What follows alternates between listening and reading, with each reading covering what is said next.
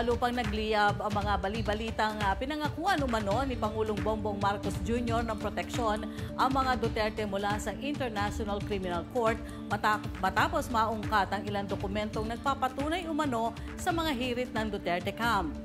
Batay sa mga papeles na nakalap ng politiko na nilikha umano noong Disyembre ng 2023, sumulat umano mismo ang Pangulo kay Vice President Sara Duterte na hindi ito makikipagtulungan sa ICC sa kahit anong paraan habang nagsasagawa umano ito ng investigasyon sa dating Pangulo.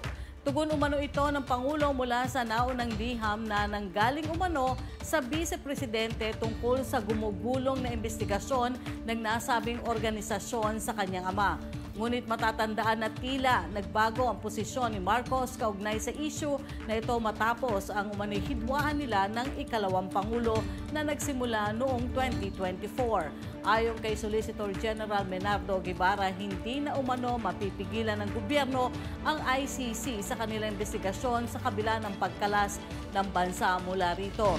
Naaresto si Duterte nitong Martes, Marso 11, kung saan nanindigan pa rin si Pangulong Marcos Jr. na hindi umano politically motivated ang nangyaring pagtangay sa dating Pangulo.